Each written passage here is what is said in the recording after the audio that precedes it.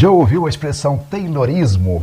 A expressão Taylorismo frequentemente é usada no sentido pejorativo, como se o Taylor tivesse feito um mal para a administração. Essa visão não é adequada. A visão não é adequada. O Taylor teve uma contribuição bastante significativa e valiosa para a administração ao seu tempo. Então, veja só, vamos falar então das teorias clássicas de administração, estamos falando delas, e nós dissemos que são três grupos principais. O grupo representado pela administração científica, que tem o Taylor como seu representante maior. O grupo representado pelo aquele que estuda as funções gerenciais, que tem o Fayol como seu representante. E o grupo que trata aí, que estudou a questão da organização, o processo de estruturação das organizações, a burocracia. É o maior representante que estudaremos. Então vamos ao Taylor, né? Falamos que a administração é uma ciência no estado da arte de hoje. A administração é uma ciência, uma tecnologia e uma arte, né? Então essa ideia da administração como ciência começou com o Taylor. O Taylor é que teve o primeiro movimento sistemático controlado de dar um caráter científico à administração. O Taylor, na verdade, ele não foi o criador da administração científica. Ele aproveitou todo um conjunto de ideias que estavam vigorando na sua época e deu um corpo de gestão científica àquilo e ficou consagrado como o pai da administração científica. O Taylor era uma pessoa de produção, ele era um engenheiro e o foco principal das ideias do Taylor é o trabalhador e o seu trabalho, né? Então ele focalizou tarefas e procurou botar racionalidade nas tarefas, fazer com que as tarefas fossem mais produtivas, que elas representassem menor gasto de recursos, que elas obtivessem mais da pessoa e assim por diante. Então este foi o grande enfoque do Taylor, tá certo? Trabalhando sempre na ideia do chão de fábrica, lá na fábrica. O Taylor era um homem de produção. Então, o Taylor não foi o criador da administração científica, vamos dizer assim, mas ele foi o grande representante, porque ele compilou as principais ideias. É uma criação, na verdade, coletiva, né, da época, naquele movimento. Então, existem alguns antecedentes ali, algumas condições que levaram à administração científica. Primeiro, nessa época do Taylor, estava acontecendo a segunda Revolução Industrial, que tinha começado. A Revolução Industrial começou na Inglaterra, no século anterior ao do Taylor, do nascimento do Taylor, e se propagou até durante a vida do Taylor toda, né? A segunda Revolução Industrial foi o período em que ele viveu. Houve um aumento significativo da produção, as cidades estavam crescendo, os transportes estavam se tornando cada vez mais eficientes e havia então muito mais viagem, as pessoas viajavam mais e as mercadorias circulavam mais. Houve o aperfeiçoamento da máquina a vapor. Houve o início do uso do petróleo sistematicamente como motor de combustão e também da energia elétrica, né?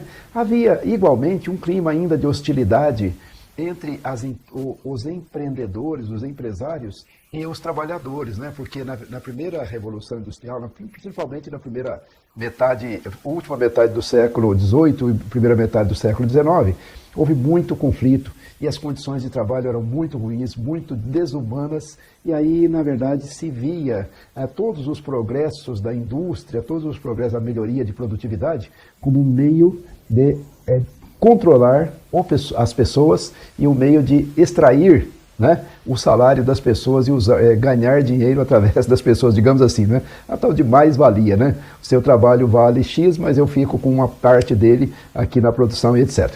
Então, tinha um clima de hostilidade. E estava desenvolvendo também os chamados mercados de massa, porque a primeira Revolução Industrial veio, a produtividade aumentou imensamente, e aí com a segunda Revolução Industrial, ela aumentou ainda mais, e aí as mercadorias, os preços das mercadorias desabaram e as pessoas podiam consumir mais. Paralelamente, as pessoas estavam tendo mais emprego, na verdade, aquele desemprego inicial foi verdadeiro, ocorreu, mas agora, digamos assim, a Revolução Industrial estava gerando suas próprias necessidades de emprego, então mais e mais gente conseguindo emprego, logo as pessoas tinham dinheiro, consumiam mais, e se foi atingindo ali graus de prosperidade nunca vistos para as classes populares. Então criaram-se os mercados de massa. Paralelamente, a ciência mais e mais se consolidava como uma força de transformação. Então, nesse contexto todo, é que a ideia de administração científica germinou e prosperou. Vejamos. Então, o Taylor, no mundo que eles trabalhavam, na indústria, né, era um mundo que ele pegou um mundo caótico, né? As organizações ainda desorganizadas, né, se vocês me permitem o trocadilho, um ambiente caótico, métodos precários, ideias inadequadas, né, ambiente de hostilidade, né, entre trabalhador e indústria, desperdício, sacrifício inútil das pessoas na gestão amadora, muito pouco pensada, refletida, né? E, paralelamente, a ciência mostrando-se como grande força de transformação da sociedade. Então, nesse contexto aí, o Taylor viu a possibilidade de colocar uma ordem e racionalidade nesse caos através daquilo que ele, então, denominou administração científica. O que é administração científica? É como disse o Taylor, não são as ferramentas, não é questão de tempos e movimentos, medir tempos e movimentos. Não são os conceitos isolados, por exemplo, um conceito de remuneração por produtividade. Não é nada disso, né? E é tudo isso simultaneamente. Mas o que importa mesmo, disse ele, é que é uma revolução de mentalidades, né? Revolução da mentalidade por parte dos proprietários, por parte dos patrões, e uma revolução de mentalidade por parte dos empregados.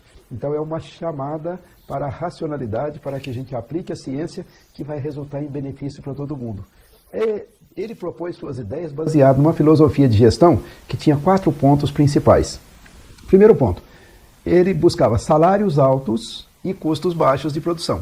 Salários altos para quem estava trabalhando e custos baixos para quem estava contratando aqueles salários. Mas como isso é possível? Através de um imenso aumento de produtividade. A pessoa produzirá muito mais, com muito menos esforço, e com isso ela vai ganhar muito mais, e ela vai ser muito mais barata para quem está empregando. Então, altos salários e baixos custos. Segunda premissa filosófica dele. Para atingir isso, são necessários os métodos científicos de pesquisa, de experimento, e os princípios científicos, e aplicação disto na produção, tá certo? Terceiro ponto fundamental. Treinamento científico do trabalhador. Isso pressupõe que o trabalhador queira esse treinamento científico para ele se tornar mais capaz e ganhar mais.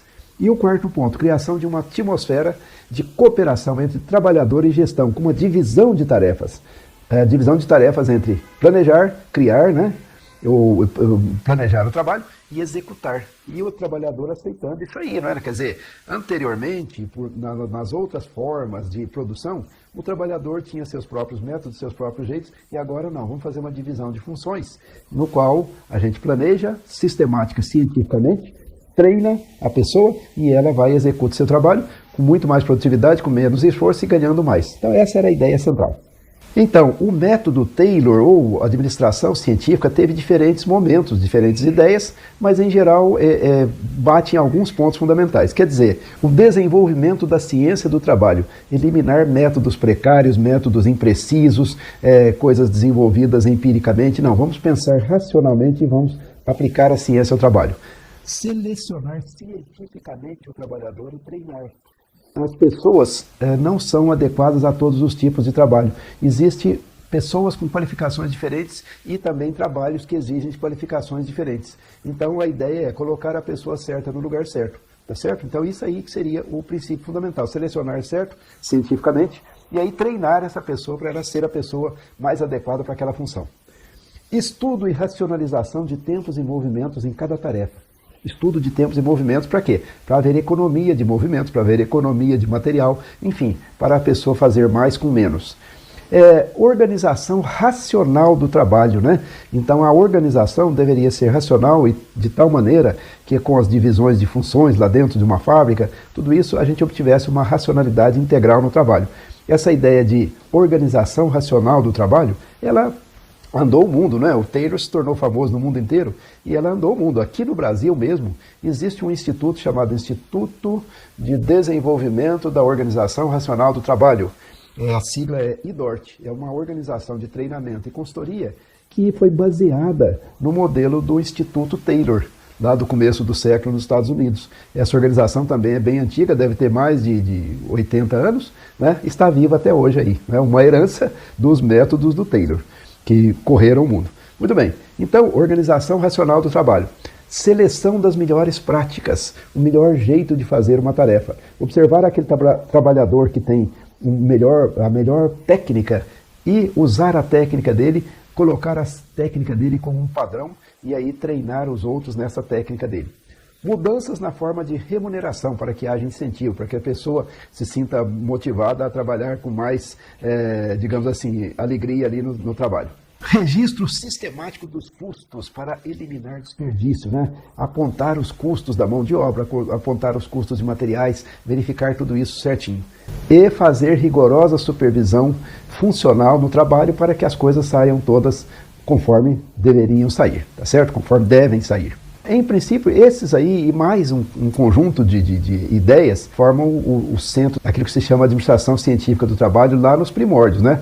Nas ideias incipientes da coisa no começo, né? Lá com o Taylor. As ideias do Taylor não foram aceitas pacificamente. Né? Houve muita reação de sindicatos, de grupos de trabalhadores, havia um clima de hostilidade, muitas vezes os empregados das empresas em que ele trabalhava conspiravam contra ele, né? Ele foi uma pessoa que ele entrou em muita linha de confrontação. Em 1911 ele foi chamado na Câmara dos Representantes americanos, do Congresso americano, para explicar seus métodos, né? Porque se dizia que aquilo estava degradando o trabalhador, acabando com o trabalhador, e que os métodos dele não eram bons e assim por diante, então ele teve que se explicar. Na verdade, o que se condena nos métodos de Taylor? Um pouco de mecanicismo, ou seja, pensar no trabalho como uma coisa meramente mecânica, superespecialização que tira competência das pessoas, que o indivíduo fica especializado só em apertar determinado parafuso, né? Como naquele filme do Chaplin. Visão inadequada e limitada do ser humano, né? O ser humano como uma peça de produção. O que mais? Visão científica incipiente. Porque, na verdade, a ciência, aí, naquele momento, também tinha visões não perfeitas como tem hoje, né? Não tão adequadas, não tão desenvolvidas como tem hoje. E visão limitada da organização. Ele via a organização mais ali no âmbito do chão de fábrica, no âmbito do trabalho ali do operário propriamente dito, né?